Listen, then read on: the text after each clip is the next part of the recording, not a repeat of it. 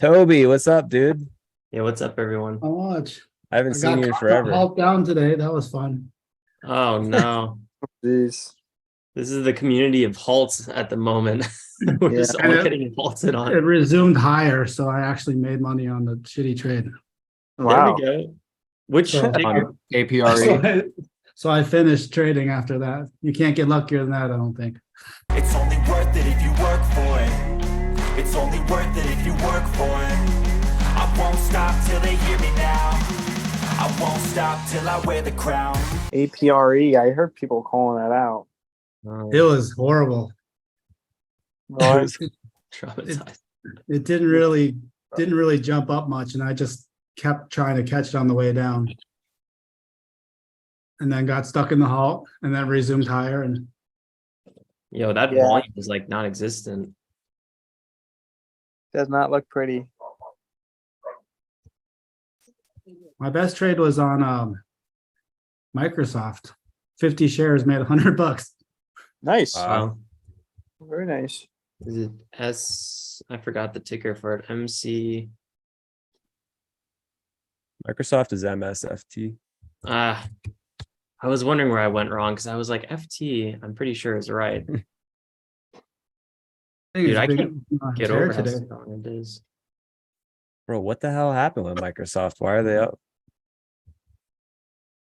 Yo, what's Bill up to this time? Oh, that's a new all-time high. It's crazy to see stocks at all-time highs. It just kind of, I just don't get it. yeah, yeah, Colby. Why don't you tell us what's going on with the macro world? While This is what's going on, guys. You want to hear? yeah, Literally, if you hear any fucking thing in the world that's bad about the market, immediately just shut the fuck up and go buy the S&P 500. That is I was all. gonna say, like, just go long. Just go along. Every tweet you see, every time you see someone saying something bad, it's another just 100 shares. Just go long. Just go long. Yeah. Keep doing it. Every single time you see a bad tweet, just keep doing it. It's completely pointless to try to short anything. It's just not. I didn't trade whenever COVID happened, but supposedly a lot of people are saying that it feels like the COVID, you know how the COVID drop was like a month and then it just grinded up every day for the rest of the next year. That's what they're saying. It feels just like that, where every single dip gets bought no matter what. So it's true. I'm actually always surprised when I log up in the morning and I'm kind of expecting the SPY to have that overnight gap down that just never comes. never It just happens. keeps going. Dude, I'll be it's in- another high. I'm just riding it. yeah. Yeah, that's what you need to do. I closed the last of my swing trades out on Friday. I just felt like everything was so extended, but you know, I'm not trying to get the perfect top or bottom. I made some nice gains on the grind up, but it's impressive, really impressive. I have probably about 10,000 of the 40,000 in my Roth allocated towards long trades in like Nvidia, Apple, Google, TQQQ. They're such small positions. I just kind of like glance at them every day, and like especially with Nvidia, I'm in from like 300 average, but only like 8 shares. So I'm just watching it. I was taking a look yesterday at the daily chart and trying to figure out like, should I be taking some profit or It's going to yeah, keep going. I'm not taking anything yet. I'm looking at like 440 daily level and see if it wants to test that. But otherwise, like I don't see a reason to sell. SPY just keeps going higher. The markets are going higher. Nvidia is like on crack. Nvidia at 470 today at the high. Yeah. The other day was like 480 something. So Maybe first take profit is at 500. maybe, yeah. At least like a quarter of my position or something. I don't know. Honestly, I genuinely would just keep buying it forever. I know. Like that's the other thing. I'm also Your kind dollar of like, cost why average is would so good I on it right now. You why might as would well. I trim my position? Only sell the it if there's a people- good article that comes out. Yeah, basically. And then buy it in 2 days when it rebounds. Bro, the people Yeah. that make the most money in the market are the people that don't give a shit about the money they invested in the stock market. And they just Yeah, wake up for one day sure. and they're like, oh shit, it's been 20 years and I have $10 million. I didn't even know. Those are the people that make the most money. Actually, to confirm that, there was an article I read a few years back, and it was like this cleaning lady who retired like late, like as in her 80s. She just didn't want to retire. She kind of liked what she did. She was really happy with her career and her profession, her community, her team. And every paycheck, she like invested like 40 or 50% of it into the SPY. And she was a multi-millionaire cleaning lady, just kept on doing her job. And then she basically donated all of it at one point. But yeah, I mean, Yeah. if you just kind of close your eyes, just DCA for 50 Yep. years or whatever. Crazy. Also works. It almost feels like someone's talking right now. How's everyone? I don't know. How's everyone's weeks? What's the latest gist on the street? What are you guys all up to? Week is going okay so far. Yesterday was a really strong green day for me, which came really unexpectedly. I traded like 8 or 9 tickers and I had good hits on like 6 or 7 of them. Nothing big, just like 500 on average, probably on all of them across about 6 of them. And then on the other couple, I was down like 300, 150. There's a lot of tickers. Yeah, it was kind of, but things just kind of kept popping up and I would just Yeah. get like 1 or 2 decent trades on them and move on. That's what it is. Yeah. Yeah, I started out pretty solidly red. I think I was like down 600 or so. HCTI nailed me early in the morning. And then I made some back on it. And then there was something else. I don't even remember. But it's everything has been just like trash for the past like week or so. I think our last good day was Wednesday last week. That was like still. Yeah. When fire. EDTX and GGAA got T12'd, I think that really just killed everything.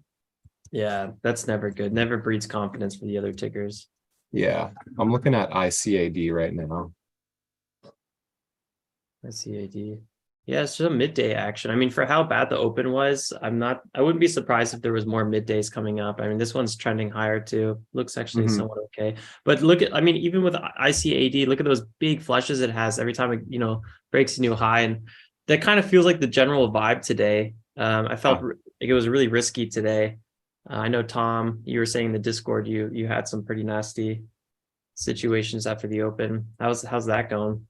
Trading? Well, I never really got green today. Actually, I was just trading a couple of small trades on MICS pre-market that kind of just small loss up to small loss in the chop in the Yeah. range right before, right under the pre-market high. And then at the open, I was looking for that curl up, break the pre-market high. I was holding the range at the open, so that was a good sign that I was gonna at least test the highs again. It broke out right to 249. I got a really nice breakout trade, but instead of selling my position, I added because I was looking for that continuation through 250. And then I just completely just the rug got pulled right from underneath me there. And I lost like about $300. So that put me pretty much to my max loss on the day. I never really was able to get any solid trades today, but it is what it is. So, one step forward, one step back the past week or so. So since Wednesday, my big $500 loss, kind of been shaking me up a little bit, but it'll turn around again for sure. The momentum.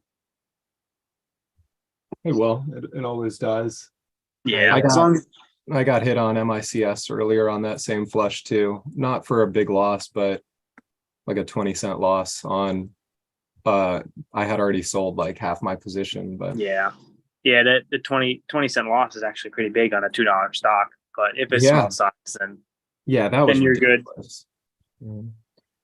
Yeah, Tom, you do a really good job at managing your downside though. Like your red days even your big red days are pretty small, which is great. Amazing. I feel like my P&Ls are just like whack.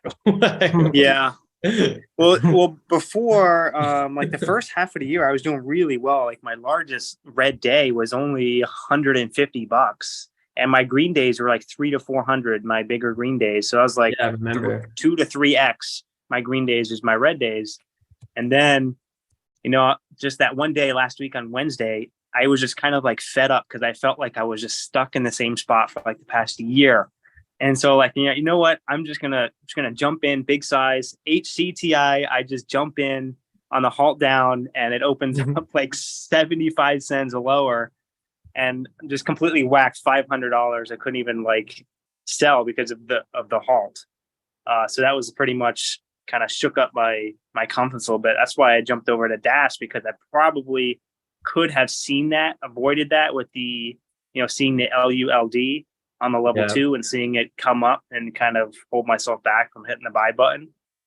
So that could have changed it, changed that. So I went ahead and invested in DAS. And so far I've been doing pretty well. However, what I'm finding is with the DAS platform, I want to trade more. So I've been actually trading more frequently and actually with bigger size than I did on TOS. So that's kind of also influencing my bigger red days or my bigger red trades the past week or so.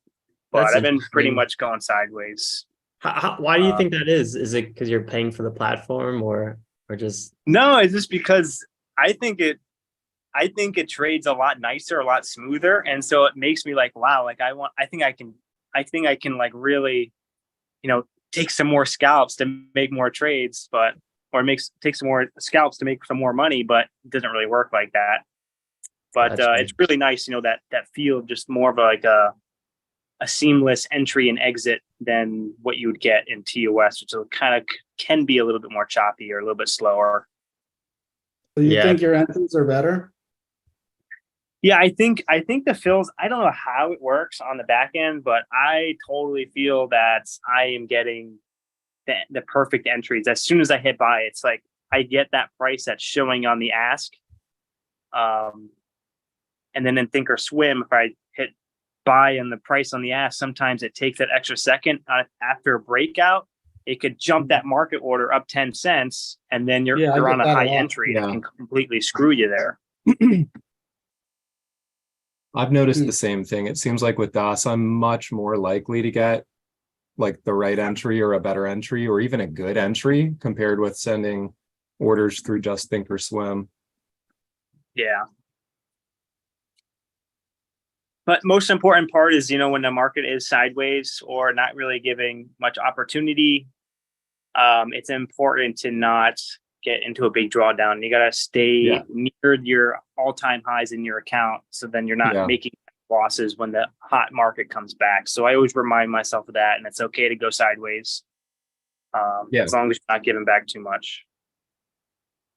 Yeah, it's ideal. It's ideal to be going sideways while everything else is pulling back, because then like you're not starting from like one step forward, 2 or 3 steps back. It's one step forward, like half a step back. My session with Warrior last Thursday, I was talking a little bit about that, which was mainly just like you have 2 main types of losses in the stock market. You have your avoidable losses and you have your unavoidable losses. And you're always going to have the unavoidable losses, and you try to figure out how to have them less or have them in less magnitude. But those avoidable losses are like key in figuring out how to, especially as a beginner, stop doing like 1 forward, 2 or 3 steps back and get to that better ratio of like 1 to 1 or 1 to half a step back. Yeah. Yeah. No, I totally agree with that. What I was doing today, for example, is I traded till like about 8:15, and then I was like, it's getting pretty ugly out there right now, pre-market. And usually from like 8 to 9, I'll give back like half my profits or something that I made from 7 to 8. I really don't know what it is, because a lot of things start consolidating. The first front side's over, blah, blah, blah. And I was just like, I'm going to close my TOS and then come back at the open. I came back at the open, made like another like 20%, and then I just called it. So I think for me, what works, based on what Danny said, is with the avoidable losses is trying to reduce sometimes looking at the screen, because the whole reason I got into the accident on Friday was I already told myself, man, there's nothing here. I'm probably going to call it. And then for some reason, there was actually a decent setup, but it was like a really high risk play. It was a ticker I usually don't trade, price range I don't trade. It was like super extended. Maybe the chart was actually okay in terms of like the 1 minute, but I was just kind of getting bored. It was almost a boredom trade. The only thing I did that was actually kind of smart was just I used tiny size, even though it was a pretty okay setup, just because I was like, like I don't want to push it too hard. Like if that was like a Tuesday on a good ticker, I probably would have went like 3x that size. So I'm happy about that. But yeah, reducing size like when you probably shouldn't be trading or you're not fully dialed in. And then for me, sometimes just not looking at the charts at all, because it's like being in a desert and you start seeing, McDonald's in the horizon or something, Yeah. That's what it is. Yeah, I agree. I think it's almost like the stock market is like designed to like for the price action to get to that point to kind of start reeling you in and be curious before it totally finally is. goes the other direction that you think it was going in. So you finally hit that buy button at like peak curiosity or peak you think it's going to be a great setup, and then it just dumps. Yeah, We're literally fish, bro. I was joking about that today because on like MICS and on ICAD, the big ICAD flush at 11:48 this morning, or like any of the MICS flushes, I was like, bears are getting sloppy. Like they're not even giving me a time enough to be interested to go long before they slam it. it's a recipe for a squeeze maybe the next few days. Who knows? That's what I'm thinking. Dude, the Russell is just flying up every single day. Yeah, I was impressed when I saw the Russell. Actually, it's very strong. It's insane. It Talk broke to up- TOS, Alex, about your shares. Yeah, I was telling Colby about it earlier and Tom. But basically, I called TOS. I don't know why I didn't do this earlier. It happened on Friday, so I should have done it earlier. But I kind of just accepted my fate. I don't know. But in reality, the price, I'll actually just show it. I think that might be the easiest. So where share screen, EDTX. Let's just pull it up. EDTX. So what happened was I actually thought I entered here originally. So I thought it was at 3 minutes, but I entered on this one and it pulled back. And I actually really like this setup because the 5 minute was over the former 5 minute. This was a nice pullback. I was thinking we were going to go for at least an attempt to break the former high, which over here kind of looks like it was, and it was a shooting star, which is pretty nasty. But I really thought that we were going to, like, it didn't happen yet. Like we were going to get kind of like that, a bit of a fake out. So I was like, it's a good little potential pop. Like, mind you, if you look at the daily, this is typically something I would never touch. But okay, that's a different topic. Anywho, I got a kind of high entry because I didn't think we were going to break this pullback. I was really expecting like a micro pullback here, and then I was going to sell into the pop. Anyway, it kind of dipped below my entry, popped back up, and I was trying to get out. And the price, I had a limit order somewhere in this area. The price went back above my limit order. And then like literally a few seconds, I wish I recorded it. It's like the one time I didn't record it. A few seconds later, I got 8 shares executed, and the price is, mind you, it's over my limit order. And I'm like, what's going on? And then from just 1 second to next, it just drops down and halts.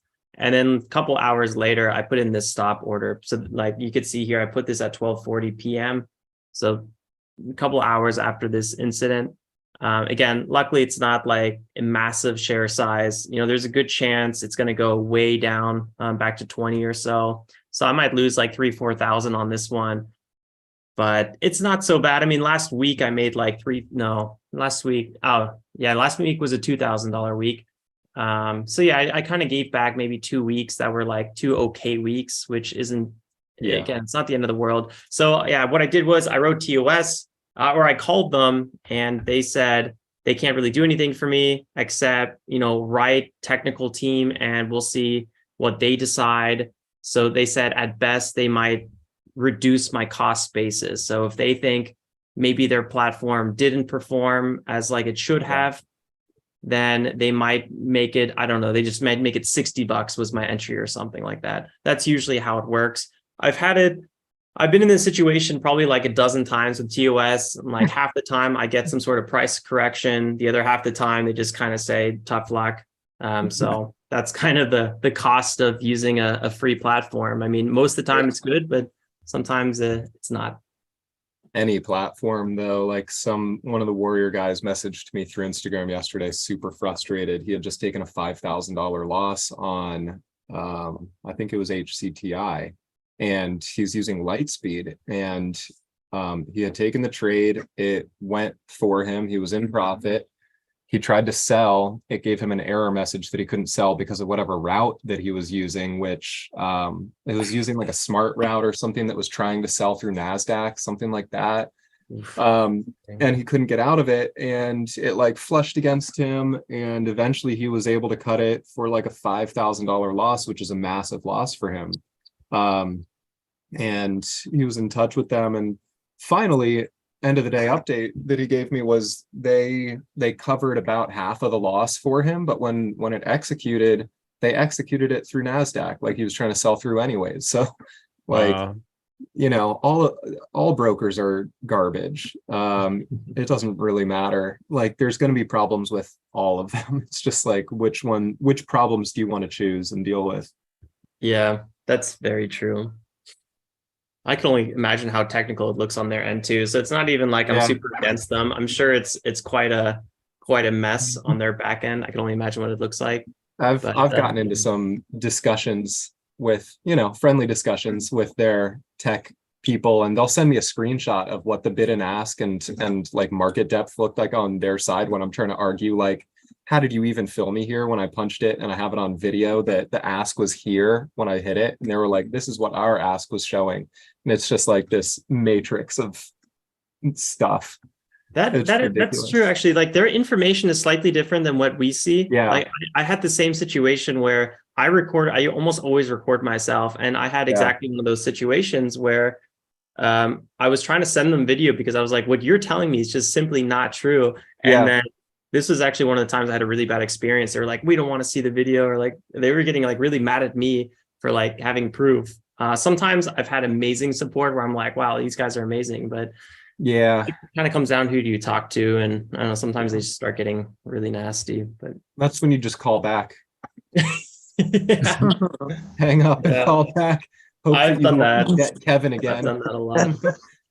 So then you start wondering, like, at what point is it worthwhile? Like, if like I've spent sometimes, like, I think my longest was like a 3 or 4 hour like TOS phone tag team, and I was just like, is this even worth it at this point? Like, even if I make a few $100 back, like, I like it was during trading hours, and like I could have made maybe 2,000. So there was a huge opportunity cost there.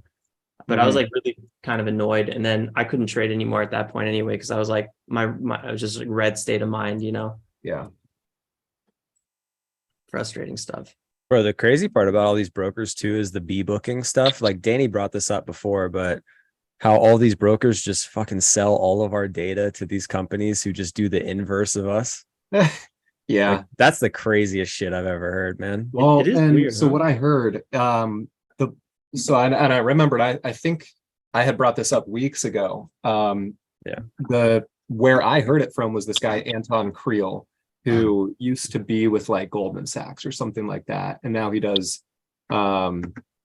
these talks all around places. And that's what he was saying, was that brokers put a trader in one of two buckets, which is normally wins, normally loses. And based on which bucket you're in, they will take a trade with you or against you when you take a trade, which, it's so smart. Why wouldn't they do that? It's just extra money for them because they have all the data.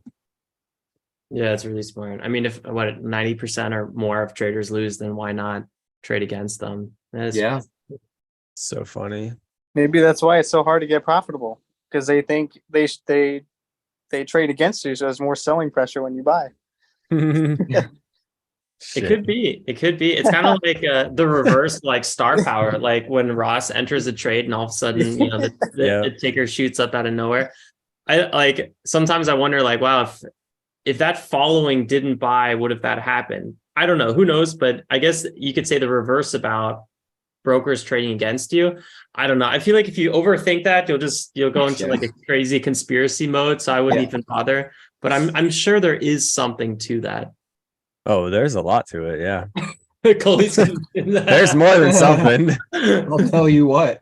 Bro, just think about the stock market. Like, what are we essentially trying to do? We're essentially trying to predict a direction, and there's a fight for the shares of that direction, right? And the reason why like people get in early and then everyone follows them, like you want to be the first person right about an idea. And these companies, they're doing the same shit that we're doing. So it's just a competition amongst them to us as much as it is us to each other, you know?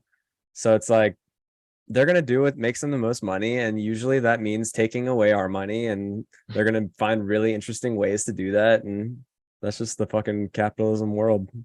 Mm-hmm. There's nothing we can do about it. There's sometimes I notice where I'm kind of in a state of mind where I feel like I'm the one who's being reactive and being a bit like sheepish, where there's a breakout and I get excited and I buy it, and I just like, there's no flow. And then there's days where I'm like, I feel like I'm predicting all these moves and I'm really nailing it.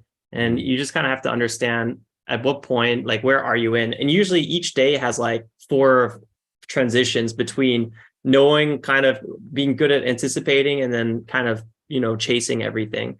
And whenever I'm in one of those flow states is really when I want to double down. And then, like I said in the beginning of this video, like if I start noticing these tickers aren't for me, I'm not in the flow state, usually like closing TOS and just being like, okay, I'll come back for the open or something like that, for me is the way to go, especially in the summer or like a lull market. But Toby, how's things for you? A little quiet in that corner. Things are good. I had a long weekend, so I'm just recovering basically. That's how it is, huh? Like Thursday, you'll start feeling better. Probably. Couldn't even go to the gym last 2 days because been too hungover. Oh shit. You got to take some of those, what's it called, Andy, that you take, the greens? Yeah, what is it? I don't even know. I've gone through a couple now. I've tried the green vibrants that Ross drinks, and that one, you know, it's so hard to know if it's doing anything.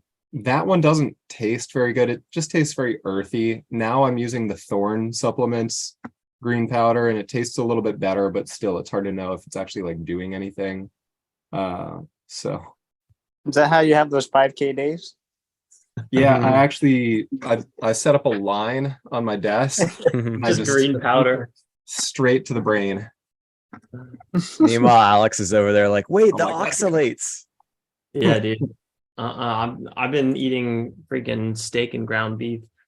But no, I still eat tons of stuff. I just really try to remove certain things from my diet that I thought were good. And I don't know, maybe it's a placebo effect, but I'm like on week number 4 or 5 now, and I feel great. My carpal tunnel, like I haven't worn my compression gloves since I stopped eating salad.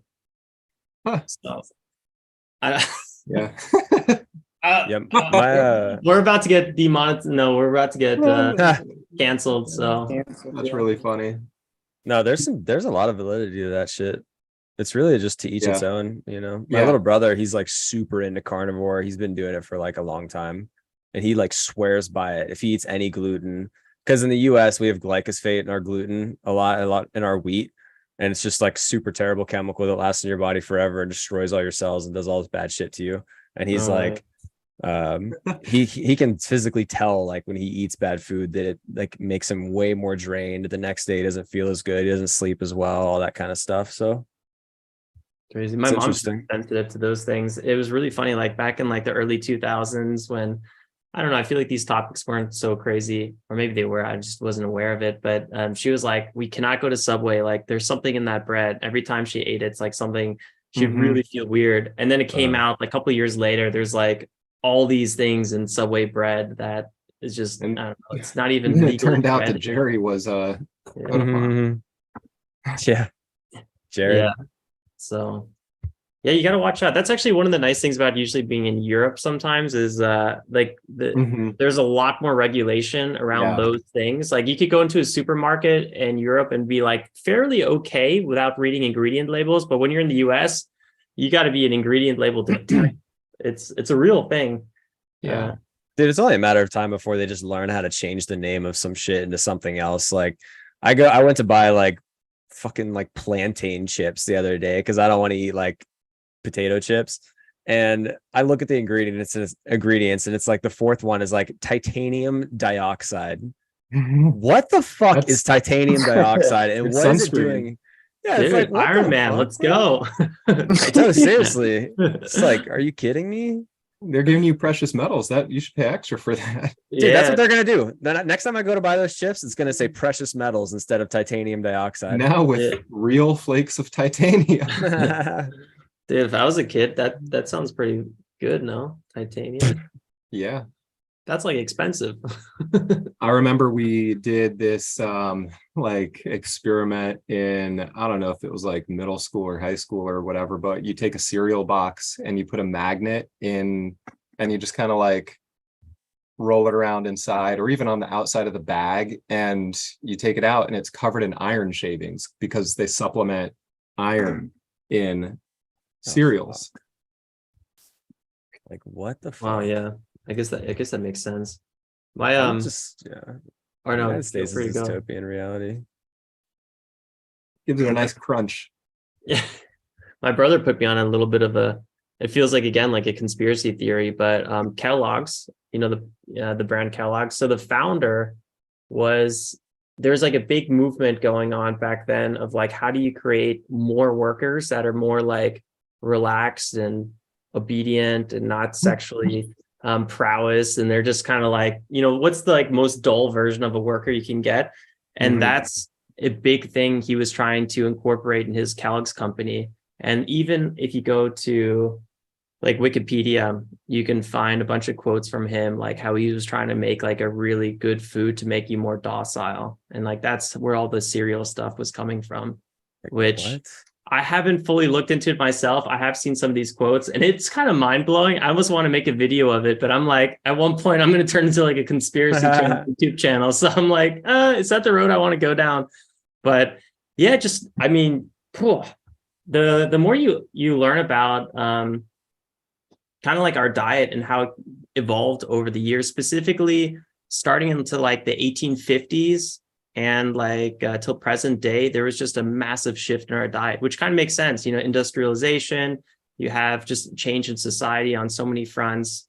And also there was a big change in medicine too. So I talked about this in my last video, but it was like a change from like, how can you be healthy throughout your life to, so like preventative medication to how can we like measure some effect of something. So like the success of a drug, the success of a surgery. So that was kind of the focus of the medical industry around like I think it was like the 30s or something. It took a huge turn. So yeah, I don't know. The health industry is a really interesting topic to dive into, but again, it's a black hole. And I feel like you can almost prove any point. Like you could probably find the best videos on why being vegan is great. And then also the best videos on why carnivore is the answer. So it's a tough topic, but it's interesting for sure. Well, what are your guys' experiences with that? I was just gonna say that's the tough thing about, you know, everyone says like, oh, all the knowledge is easily available online. You can do all this research and whatnot, but you know, now the problem is any of it, how can you verify what's true? Yeah, you could try it for yourself, and that's where I guess it comes down to like what works for you, but it's hard to pinpoint the objective truth of anything now because everything is so, you know, yeah, like you said, veganism is healthy or carnivore isn't healthy. Then you see people saying carnivore is healthy with these studies, and then veganism is not healthy or vegetarian is not healthy. So it's just like at a certain point, like you can't like dig too far deep into the rabbit hole. Like, I guess it's to each is their own, and you just gotta, I guess, find the right diet for you. But it's hard to like find objective truth that you can kind of just sweep across that this is more healthy, just because of the information. Yeah, I totally agree. One thing I've actually really enjoyed doing was listening to a lot of podcasts of, let's say, someone like there was this lady who was 82 and she was carnivore basically her whole life. She was a rancher, grew up in a rancher family. She still tends to her cows. And she's like, that's basically all we've eaten my whole life.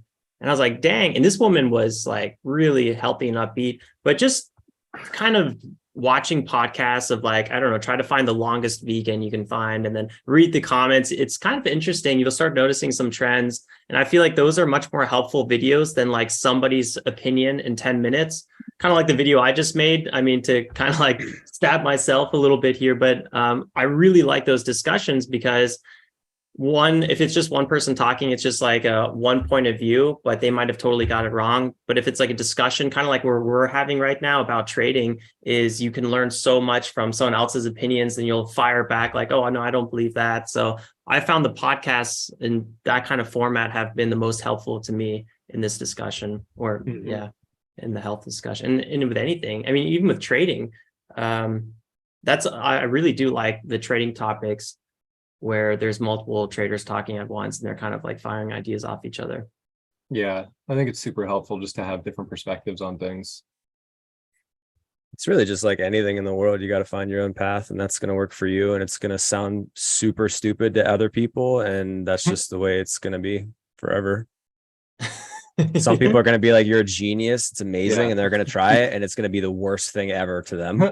And some people are going to be like, you're disgusting and terrible. And they're going to try it. And it's going to be the best thing ever for them. It's like, you have no idea. So, yeah. The thing is also, you got to worry about is like with the whole, trying to find, the facts is that, you get on this, like someone pitches an idea into like the society, like quote unquote, like one thing that's been really like blowing up was like the whole red pill thing. This is getting a little off of topic, but like the whole red pill thing. And then you have a bunch of YouTubers just repeating that same topic over and over and over, and millions of videos on the same topic, saying that this is the way to be, this is the way to conduct yourself. And it appears more true than it actually is. And so, a lot of people get sucked into that rabbit hole and into those ideologies that limit their growth and limit their ability to see what's actually true for them. So you can kind of use that same idea to, apply that to trading. Following one person and adopting their exact mindset can be limiting. Same thing with politics or health. So that's one thing you got to be careful of as well. Me and my little brother, we're always talking about this kind of stuff because we just have our dumb little podcast and we just talk shit on things we don't understand. And one of the main things we always bring up is like the smartest people in the world are the people who can change their mind like in a second because they're wrong. And like it's such a human tendency to defend your beliefs and defend everything because you just feel like it's you. Right? Like you're a carnivore, like you fucking eat the carnivore thing. This is Colby's thing. This is like part of me. It's like, no, it's just like an idea of a way to eat. It doesn't matter. Like it doesn't mean anything to anybody. And, the smartest people are the ones that just like, they'll have a deeply held belief and someone brings up a point that just completely shatters that. And they're like, cool, I will now like consider that other opinion or whatever. It's so hard to do. I like when I first learned, let's say about oxalates, for example, and plant poisons, I could not accept it. I just did not want to accept it because I was like, my whole life I was told plants were healthy. It was like something I believed was so true that I've never questioned it. So to me, like not eating a salad because it's unhealthy potentially, just like it's still something I've kind of accepted, but I still deep inside I'm like, is it true? Like, I just can tell you that I feel great, but at the same time, it's weird giving up beliefs like Colby's saying, like to just drop them. It's tough, but it's good to do, and it's good to question those things you hold so true. I mean, and that like with stock trading too. I mean, there's so many things that we believe. Yep. Like, oh, I'm just not going to trade a ticker that's doing this or over $30, or I'm not going to trade a large cap because that's not what I do. But maybe today you should trade that large cap. But Yeah. And just going off that, the thing about that is, with trading, it's almost always the minority is correct. The minority amount of people is correct. And so you have to have that confidence to back that up. You not only change your mind, but you also have to put on a position against the crowd, which is also hard to do. Very hard, Put your especially money where with your large mouth is. caps and indexes and stuff. Because it's like, dude, look at the stock market. Like, where are we right now? We're like 3% away from all-time fucking highs after a year of every analyst, every human being on the entire planet screaming, this is the worst thing since the Great Depression. And we're 3% away from all-time highs. I mean, if that's not a Yeah. testament to like, when everyone is expecting something to be a certain way, especially in the stock market, that thing, the likelihood of that happening is so low. Like, it's like horse racing. If every single person is betting on the exact same horse, you're going to win what, like $1 if they win? It's like, you have to be a contrarian in some way to make money in the market for sure. It's just, it's so hard to do that. Like right now, every day, like you literally could just buy the open and just sell at the end of day and you're green every day on the S&P 500 at least. Buy at the open, that's your stop. The open price is your stop. Sell at the end of the day. It's literally a broken slot machine. Like, why would anyone not do that? Yet here I am every day waiting for a good high, Trying to waiting for a outsmart break it. of the trend, waiting for the 90 MA, the 21 to cross. So, oh my God, they crossed. It's time to go short. Then I just get slowly grinded out for the next half an hour. And it's like, dude, how many times do I have to see the fucking slot machine be broken for me to just trade it? I don't know. I'm just every day I'm on Twitter waiting for Colby's tweets to come out with my popcorn. Today I quote tweeted some guy that said, I have 260 sell signals on the S&P 500 and the Apple and SPY. And we broke out today. And I just like went to his quote tweet and I said, what was that exactly? Because we just made a new high again on the year. So I hope your sell signal works, but It just doesn't keep going up, or it doesn't stop going up. Yeah. every day. I'm Forever. checking some tickers, seeing if I missed anything. Is anyone trading right now? I feel like it's so quiet. So Yeah, quiet. I've been watching ICAD. Yeah.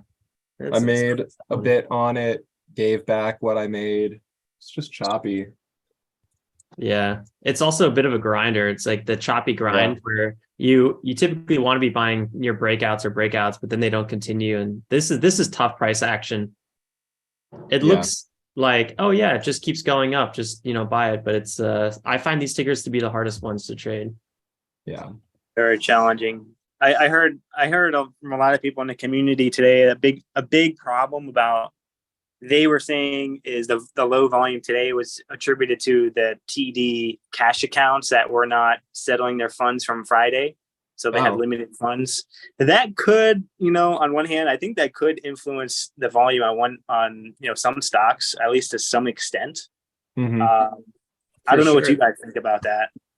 I mean, They TD definitely can. one of the most used brokers, right? And then a lot of these people that use these retail brokers are trading these small caps, right? They're not trading that Apple and stuff. So Especially on a cash account. yeah. Those are probably small caps traders who just like can't participate. Yeah. How many cash accounts do you think are on TD? Oh my God. Fuck ton. I don't know. I started as a cash account. Yeah, same. Dude, the influence in small caps with like the group think is crazy, bro. Like we used to talk about this with Ross because we would always see Ross buy something and then just immediately it would go up like 25%. And we'd be like, how is that even possible? And then if you just think about it, like if 500 people are buying a ticker right now, and they're literally using only $1,000 position size, that's $500,000 in dollar volume that's going to be put into that stock in that moment. 500,000. And you guys, like Danny is trying to make like $2,000 on a trade. Like you're just taking like a tiny little piece of those 500 people that have $1,000 to their name. You know what I mean? So it's like, It's crazy to think about that kind of shit with small caps. It's such a small Tommy likes that. portion. And then when you look at the float is so small too. Just you can have a bunch of just, year one noobs that are Yep. buying up a stock, pumping it up, like we saw with GameStop as well. I mean, it's similar thing, maybe on a larger scale, but Yep. yeah, that's where maybe a lot of the profits for experienced traders are coming from in the small cap world, is from the cash accounts. Dude, like I saw a tweet the other day and they were talking about like the advantages and disadvantages of trading like small caps related to the indexes, like futures and stuff like that. And it's like, okay, well, what are the benefits of futures? You can kind of have like volatility every day that's pretty similar, right? Like that's one thing. What are the benefits of small caps? You can have volatility that's like 1,000,000 times stronger than the indexes. The hard part about futures though is your competition is literally like hedge funds, massive banks. Like you're fighting against literally the like largest shareholders in the world of money. And then in small caps, you're fighting against like Timmy, and it's just like Timmy with $100. And it's like, Well, to me from down the street. yeah, Timmy Like, was how do never you, gonna make it. like it's cool because the competition is just so much lower in small caps until you get to that level where it's like you're consistent. Then that you enter the new phase of competition where you got to beat the people who are already making $1,000 a day. You got to beat those guys, and then you got to beat the people who are making already $5,000 a day, and you just keep going up from there. But And I feel like that's why today was choppy, because we were competing with other very experienced traders since Yep. the whole TD platform was down. So maybe that could have attributed to more choppier price action. do you guys use RVOL at all? I pay attention to it. I don't use it as an indicator or anything like that, but it's on the scanners, and when I'm looking at moves, I'm looking at relative volume of moves. Yeah. Not the actual number, but Yeah. just looks like. Because I mean, I've been trying to look at it more for the indexes because that definitely would play a big factor on an index. Because obviously, if a small cap is in play, it's going to have like at least a 2 RVOL or something like that. Because, well, if anyone doesn't know, RVOL is just taking like you set a certain period, like 20 days. What is the average volume the last 20 days? How much volume are we trading in relation to that number? And I was just looking at the indexes, and I don't know if this is related to small caps as well. I'm sure it is, but the days where the RVOL is like 1.5 to 2, which is a lot for an index, the moves are just so much cleaner. Like the lower lows will always find resistance at the previous lower low. And it's just like a stair step down. And I was like, it's just interesting because I've been looking at my trading recently, and it's like sometimes I'll look for 20-point moves or 10-point moves, which is a big trade on an index, but the RVOL is like 0.3, and it's like it's just way harder to trade because I'm trading against way less people, and the more people that are trading these stocks, obviously the more edge that we get because we're experienced and most people aren't. But I don't know, it's just something I looked at the other day and I was thinking about it a lot. Yeah. And well, the more people that trade is the, that 20% of people that are profitable. There's the bigger that group of 20%, 20% of 100 is 20 of 1,000 is 200. So I mean, the more experienced traders have a better chance of jumping in that 20% because it's a bigger bucket.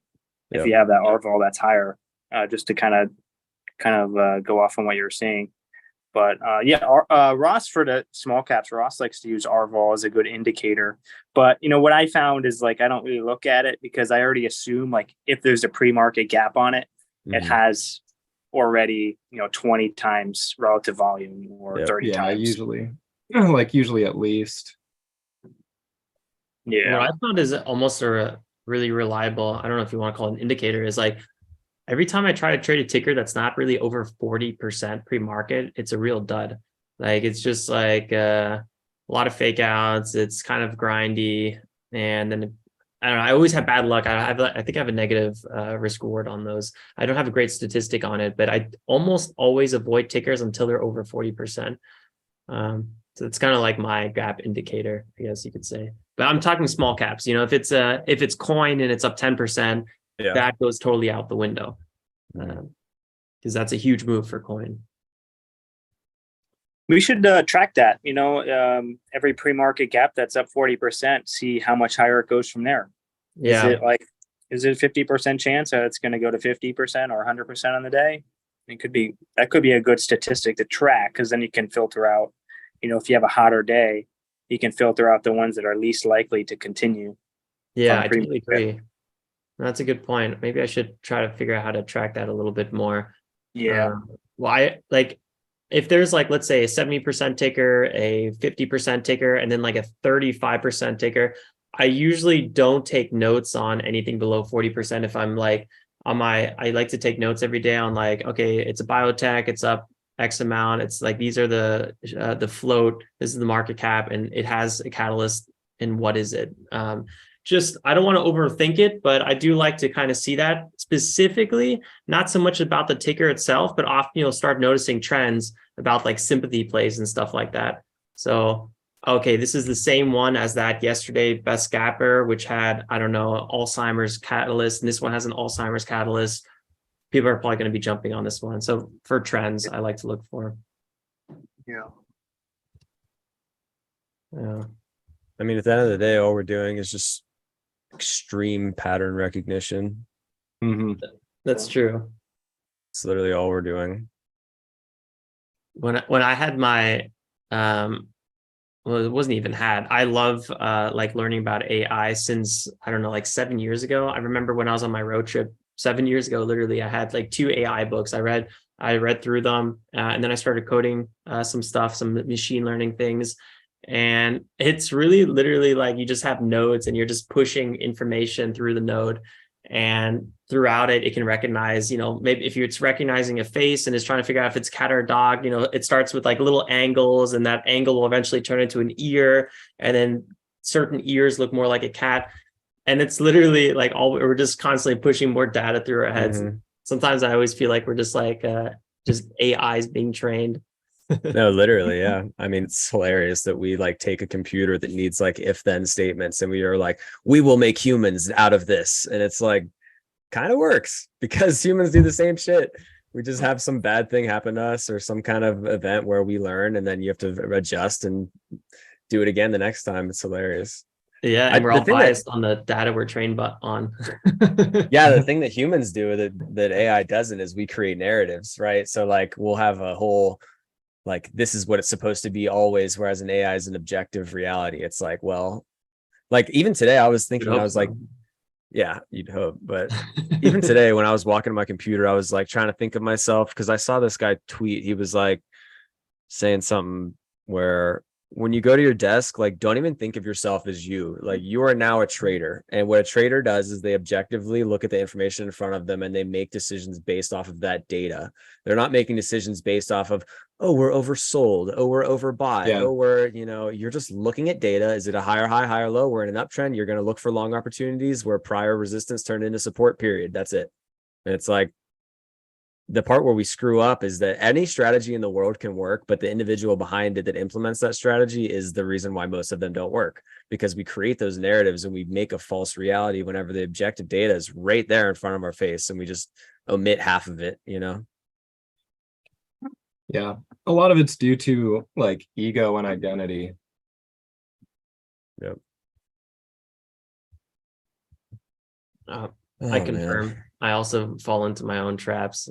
We were talking about AI. How is there a reality where AI doesn't completely just just destroy the stock market and make every dollar that's ever meant to be made? It might. I'm sure a lot of people are working on that. Yeah. The new long-term capital management is out there, the next one. So it's I'm not sure if, there's already AI in the stock market, of course, right? Because you got the automated systematic trading, which is just coding, right? I'm not really too well versed in automated trading, but that's already a form of AI, and clearly they still make mistakes. Clearly, there's still that 20% chance that it's going to be, or whatever that statistic is, of profitable trading. It's still that statistic that applies, even if it's automated AI or not. That's actually Yeah. a great point. Because I work with two firms that were trying to code a algorithm, and I was kind of doing a little bit of consulting with them, and they would spend so much energy. I think one team had like 7 coders, they had funding, and they have this algorithm that would work for like a week, and they would just give back all its profits. Yeah. And it was literally like a new trader where it just makes the same mistakes. Yeah. So Mhm. I've heard a And lot of that's- people. Oh, sorry. Go ahead.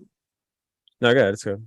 I was just gonna say, yeah, that's like, since it's always changing, more people let's say AI bots that create that strategy, is going to make that strategy less profitable or not profitable, and so they're going to continue to make mistakes, and then it's going to shift to a new strategy, and then they may not even know how to adapt to that. An AI bot may not know how to adapt to that, or may take a month of data to adapt to that. Yeah, I was looking at stuff, and like I honestly don't know anything about this stuff, but I see people who make algos, and to me, at least from my outside perspective, it always seems like the algo is still just a straight up strategy that like any human being would take, right? Like we're just whatever, they have certain variables and they try to optimize that throughout time to make it like make the most money whenever it's good, lose the least amount when it's bad. But that's still like straight up just a human making that thing. And the reason why a lot of them not a lot of them, the reason why the ones that work is because they're taking the human part out, where like, oh, you only have 3 out of 4 variables. Oh, I'll take it with some size, and you just lose. And you do that like 100 times, and then the algo would not have even done that, because the algo doesn't give a shit about making money. It just cares about enacting its variables, right? But the thing is, like, I'd never heard of anyone using AI to like actually create the algorithm in the first place, because we think of algos as like a sort of AI, but at least from what I know, most of them are still just straight up made by human beings that can make totally wrong decisions anyways. So like, what if an AI could go in and be like, oh, I can see that, this is just a dumb example, like the amount of time it takes for the orders to flow into the Chicago exchange is like 0.001 milliseconds of time. I can front run those orders if I like use a dark pool to buy those shares first, or something like that, which a human being obviously we could never do that.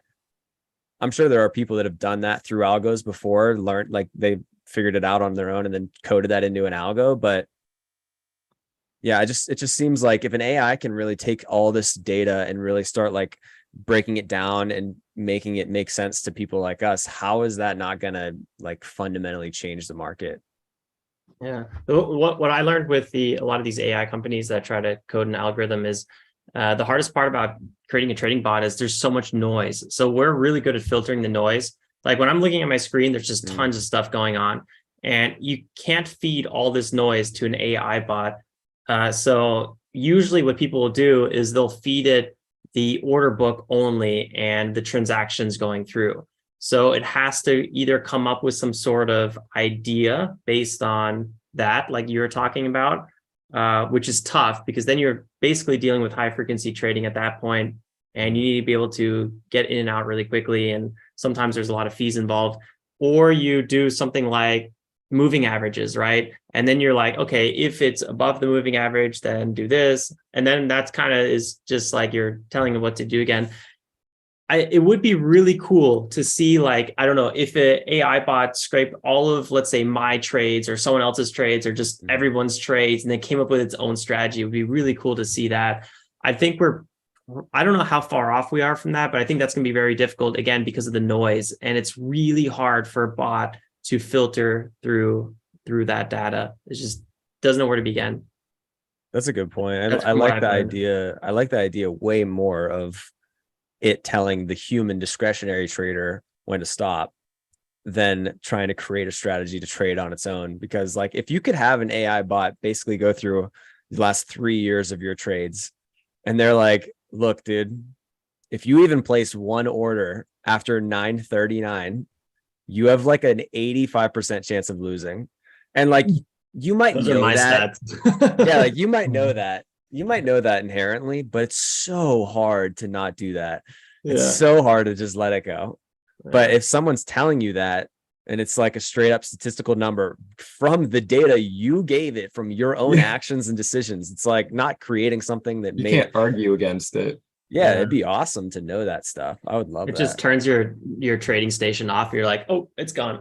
It My cut- friend, Exactly, yeah. my friend Manoli, who I've talked about a few times, was Yeah. literally texting me today about exactly that, like trying to figure out how to code something to do exactly that. That's what he's been working on lately. It's a really fun project, but what I've learned is for many people, it's a black hole of time and energy. And Yeah. sometimes when people ask me like, Alex, you're a coder, like, why don't you code something and not trade? I'm like, Why don't you just code something? I'm like, it's so much more complicated than that. Like, I know people that dedicated 2-3 years to this and they spend so much time and energy, not just their own, and like they just couldn't get a bot to work. Or you could become a trader and, you know, within a couple hours a day working, you have like a real revenue stream, an income, and, you know, that'll probably top out at one point. But for me, I think that's still a better path to go down, unless you really have some like stupid money and it's like a pet project.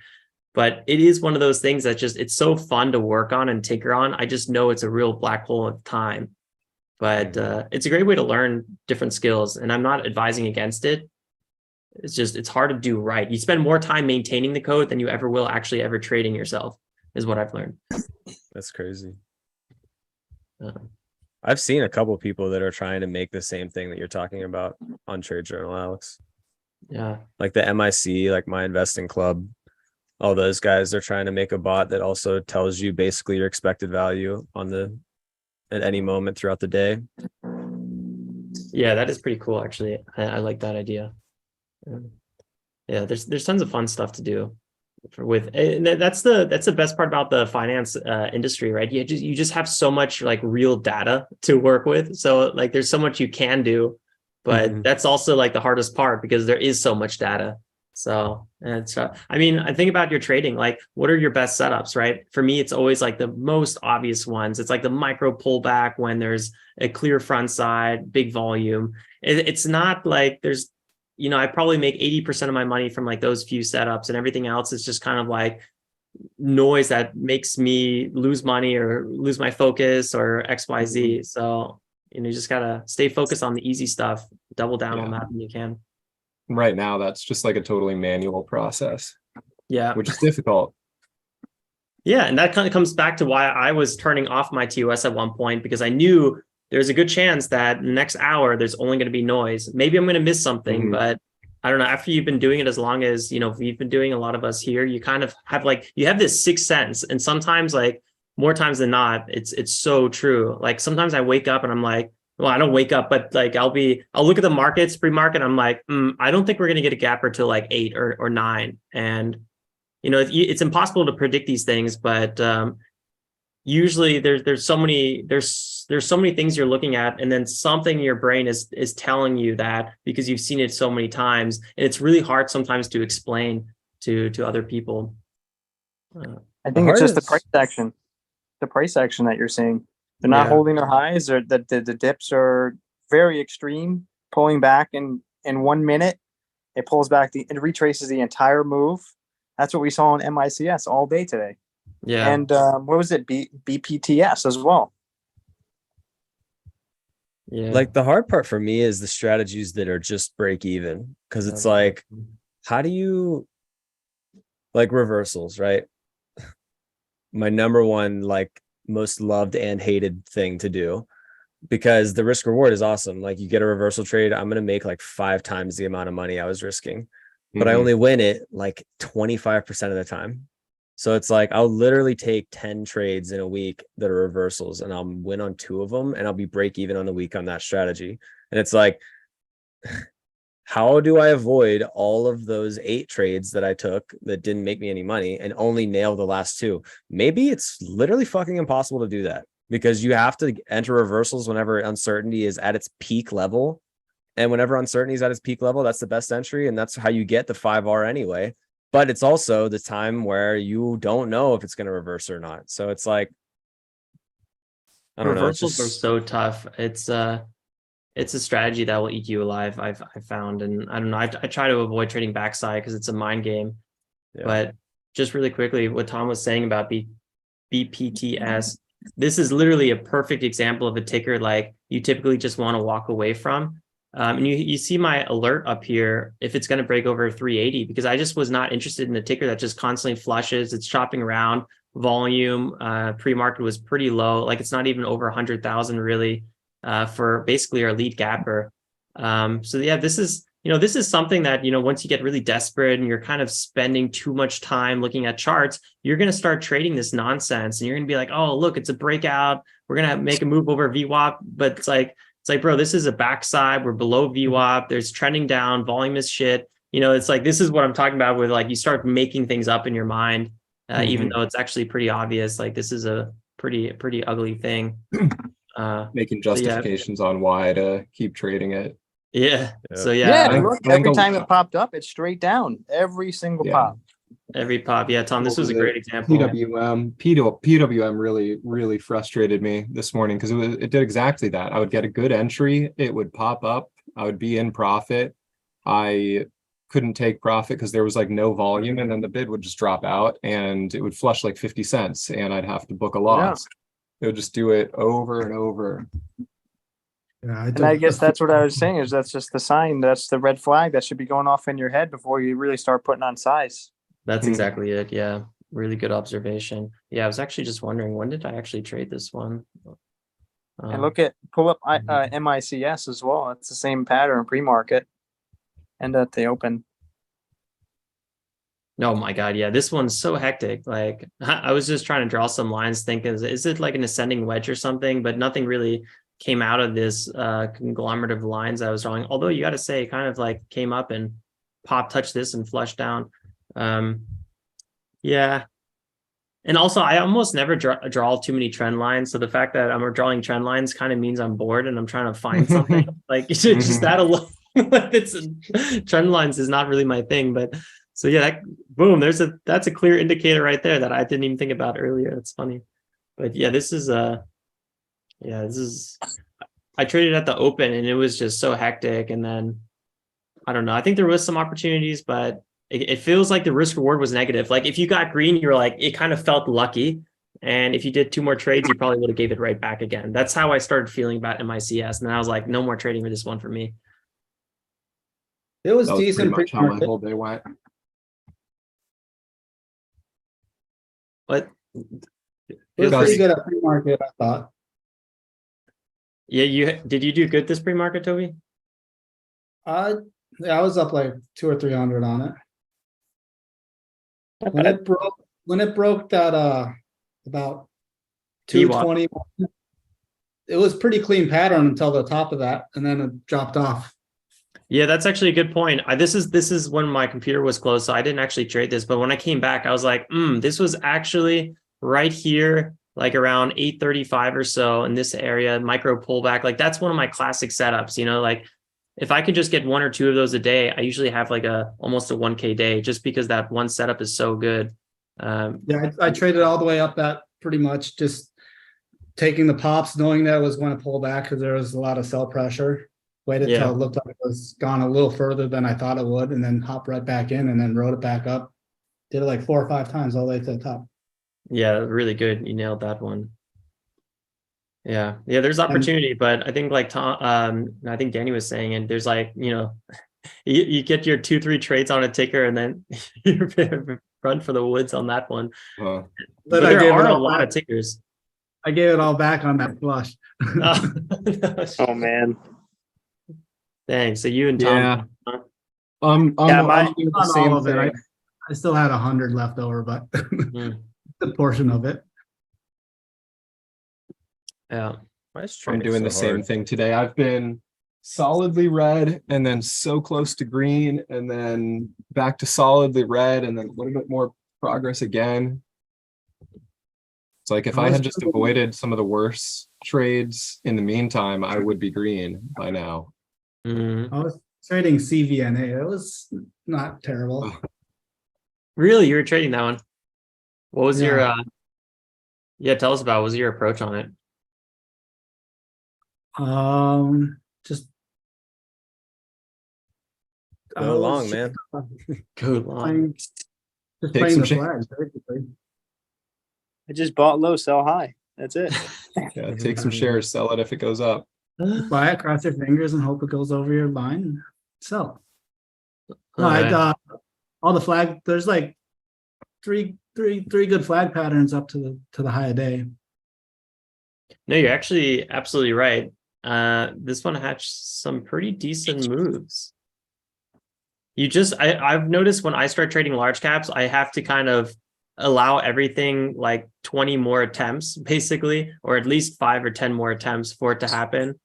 That's what I notice I do the best when I trade large cap. So like, I don't know, if this was a small cap, I'd be looking for like a quick pullback and then continuation. Here it took, let's say, several minutes. So you just kind of chill a bit more. Lean back in your seat a bit more, I guess you can say. The 5 minutes quite nice though. I did start out a little bit. I was a little bit frustrated trading BPTS. I was in it for a couple of good trades and never took profit and just kept adding into it. Yeah. And then just would have to cut it at break even or small losses. And I 2 or 3 times I had over $400 on it. And didn't capture $1 of profit on it. It's so frustrating. I kept thinking it was going to go to $4, so I was going to keep adding to $4. Yeah. Yep. Trading's hard. Colby's just got the 1,000-mile stare. Dude, I'm ready. I'm just waiting for the day where my first trade's a winner, second trade's a winner, third trade's a winner, fourth trade's a winner. I'm gonna just fucking be like, you know how like we always talk about how you're just supposed to make the most amount of money whenever it's good. I'm just going all fucking in, and I'm just gonna make $20 million in one day, and then I'm just gonna fuck off forever. I'm never touching the stock market again in my life. I'll Maybe buy that's all what the it is. zero DTE put, zero DTE. No, put. you won't. You're gonna work so hard to get profitable. Once you get profitable, you're gonna be feeling great. Yeah, we'll see. You're gonna be doing it for the rest of your life. Dude, I'll be 99,000 years old before I'm fucking profitable. Holy shit. Oh, no. Someone needs to, I know what I need to do, okay? I'm gonna hire a guy. We're losing Right. him, guys. I'm gonna hire a guy who's gonna stand right behind me with a fucking huge bat. And then whenever I am ready to do a reversal, he just knocks me the fuck out. And then I wake up the next morning. I'll wake up the next morning and I'm ready to go. You know what I mean? That's what I need. It would be like, did I win?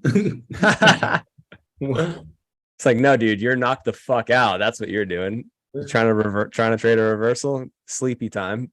Good night. Oh man. All right. Well, on that note, guys, motivation for the rest of the week. Let's go. That's what we got Colby for. Yeah. So quick question for all you guys. I'm trying to figure out a new laptop. What's the most important thing? Is it the GPU? Is it the RAM? I don't know what.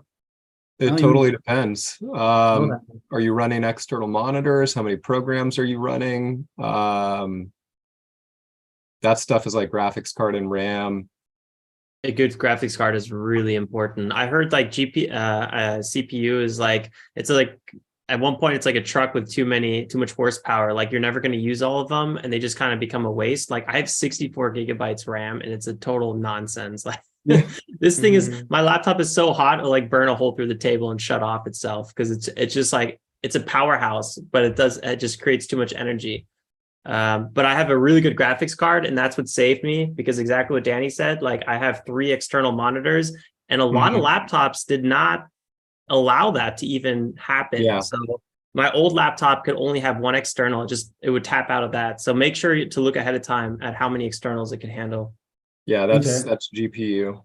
Yeah. That's graphics card stuff. Most laptops these days are like pretty solid, especially if you're looking at kind of like flagship or even like second tier from any of the major companies. They're all pretty good. I use a Lenovo Legion Slim 7 but they also have like the 7 Pro or the Slim 7 Pro, something like that. If I were buying a new laptop, I would like for it to have an Ethernet port on it, because right now I just use a dongle that does Ethernet to USB-C, which works fine, but like it's another thing that you have to carry with you. Good point. Most PC stuff is like not make or break, because on Macs everything is soldered on, but like a PC, I've replaced my Wi-Fi chip. You can replace your Wi-Fi chip to like a faster Wi-Fi chip. So You can replace your RAM to faster RAM or more RAM. You can replace your SSD from like an actual drive to literally just sticks, which are faster. So like it's not the end of the world. That's something to look into too, is like upgradability. Mhm. Are you going Windows or Mac? I want to go full Windows because I'm tired of running all this crap through I have Mac now, and it's horrible trading on a Mac. To be honest, it's Yeah, I can add to that. I started with the MacBook Air. program's Intel based, and I don't have a Intel chip in this Mac. Yeah. Yeah. I wouldn't go less than 16 gigabytes RAM though. I tried trading with 4 gigabytes. Oh no, no. Terrible. No, you need a minimum. You definitely need a So minimum. what's the sweet spot? 32? I Probably. couldn't 16, trade, but 32. I Yeah. Yeah. Yeah, I would go minimum 16. And I feel you can I don't really you can do that have for that like many charts, and then 100. I want to keep the Mac so I can run it as a separate computer to probably run more screens and That's exactly what I do. And do Discord and stuff. So then I just all the machine would be doing is only TOS, and then I'll probably get DOS too, because I can't put DOS on this Mac. Yeah, that's exactly what I did. I have my Windows laptop here that I trade off of, and I run just one chat room screen, and then my MacBook Pro right over here, which has like all my other scanners, and I run my external monitor off of it. But I also have another instance of Thinkorswim open on it, just like, you know, in case of emergency and that kind of thing. That's smart. I didn't even think about that. Mhm. Yeah, Yeah, having I was thinking I'd probably for that. keep going, Tom. No, I was just I gonna was say that's a great idea. Having a separate computer with it open. So Yeah. you're not using so much. Just in processing. case. Yeah. Yeah, that's a fantastic idea. Just in case something's going on, I can Yeah. have Just have yeah, just in each case. computer wired to a different internet. You could, yeah. And then, so I guess I actually- wouldn't need to have like the most maxed out computer. I just need a fairly basic 32 gig RAM, decent graphics card, and is that all I need? Pretty much, I think. Pretty much, I yeah. keep hearing this Lenovo Legion. That was sent in the Discord a lot when I was asking in the Discord. I like mine a lot. It's solid. The one that I have, and actually something that you might want to consider, is the one that I have has an AMD CPU and an AMD GPU. And I've had less issues with this computer than I have with other Windows computers that have like NVIDIA and Intel, like an NVIDIA CPU and an Intel GPU. Because just like Apple, how they now manufacture their CPU and graphics card together, it just works better. Like, you don't run into all kinds of driver issues and weird issues and blue screen of death nearly as much when everything is made by the same company, made to like actually work well together. So that's something that I would prefer, that actually. If I were going to look at another computer, I would probably try to make sure that that was the case. What's your budget? Whatever. What's your anything? Okay. Whatever it Well, takes. you can write it off. That's I true. It's a mean, business expense. It is a business expense. Yeah. Like I counted mine on my expenses that I count against my trading business, my trading profits. And, you know, obviously it's not like free at that point, but it does help. Write it off. And Yeah. well, I figure like 3K is plenty for it. Oh, plenty. Yeah. I got That's this how much I spent. I got this open box at Best Buy for like $1,400. Yeah. You're able to Yeah. write off more than the standard deduction with trading? Standard deduction's like 13,000, isn't it? Yeah, so I was just asking, you're able to write off more than the standard deduction to make it worth it with trading? Isn't that how it works? You get the standard deduction versus itemized?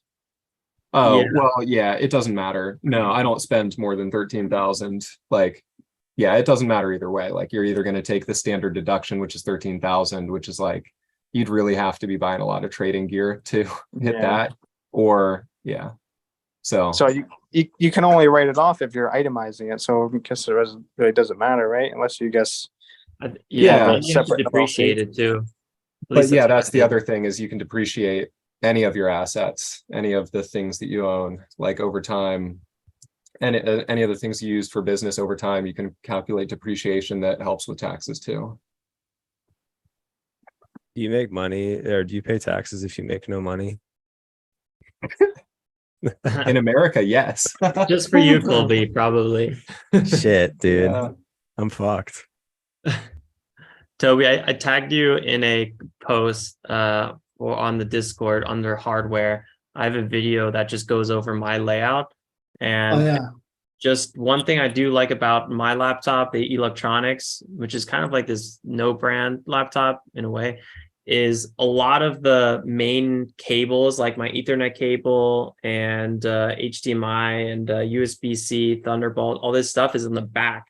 So like I can go like this next to my laptop, even though I have 3 additional monitors, external camera, mouse, all this stuff, microphone. I don't have anything next to me. It's really nice because it all goes into the back of the laptop, which yeah, that's definitely a nice to have. Yeah, it's a nice to have. It's definitely not a need to have by any chance. I think what Danny was saying with the graphics card is definitely the most important. I think a Thunderbolt is pretty nice if you can find one, or any sort of really strong USB-C. I don't think I would ever not buy a laptop or buy a laptop without that now. So Most of them have Thunderbolt now these days, don't they? yeah, most of them. So. So I bought my last rig, so this laptop 3 years ago, and it was like you would still find a lot of random crap, like, you know, old stuff. So I think it's changed quite a bit. And I wish Windows had better battery life, but I almost don't. I wouldn't even look at battery life because you can almost guarantee it's going to be like actually 30 minutes. Like when trash. I unplug this laptop, and I go to the living room, I got like 20 minutes left. It's insanely bad, this laptop. So I wouldn't even consider looking at the battery life because it's not even really relevant. Just assume it's zero. Yeah, I would have it plugged in anyways to have it. Yeah, exactly. I use my laptop basically as a portable desktop. Yeah, same. The only solution with batteries is you go Mac. I swear, I don't know. Windows batteries is just nonsense. They're horrible. No matter how expensive of a laptop. But yeah, I guess any more thoughts we could throw on the Discord if anything comes to mind, but nothing's really popping in my mind at the moment. I appreciate that, you guys. I'm just trying to make some money back on ICAD. I was up like 300 on it. Now I'm down 500 because it's just been choppy BS. I don't know if you're allowed to trade during these podcasts anymore. Well, what was funny was after the last one, I think it was probably last Tuesday or whatever, and I maybe was red. I immediately went like nicely green right after. Right after, yeah. You nail it after. That happened the time before as well. You also had a nice move. Yeah, it was just because like finally things started moving well. Yeah, the daily on ICAD actually looks pretty insane. Yeah. Huh? Like, look at that freaking daily. Popping over some major resistance zones.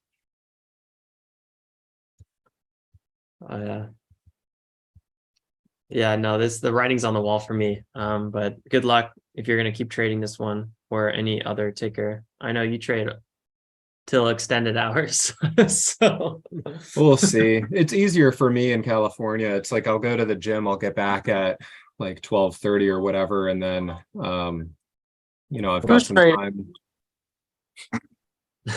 Yeah. Huh? I heard that. I heard it's me.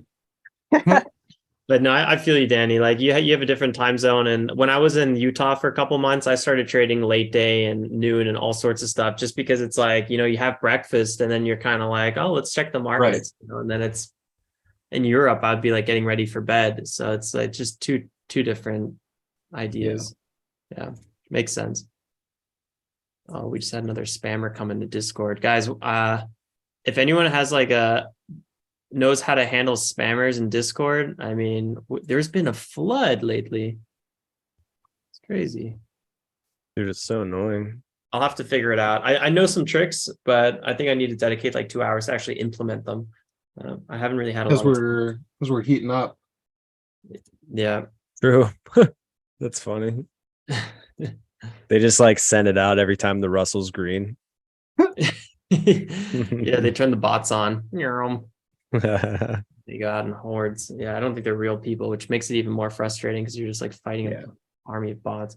Yeah. All right, guys. Well, I guess before it goes on too long, good luck for the rest of the week and today. This is actually cool. Like, all of us on, huh? Yeah, it's the first time. Yeah. First time in a while. In a while. We did once or twice, maybe just once. It was the first time in a long time. But yeah, it was really nice. Really cool. Mm-hmm. Then till next time. See you later, boys. See you guys. Good luck rest of the week. Good luck.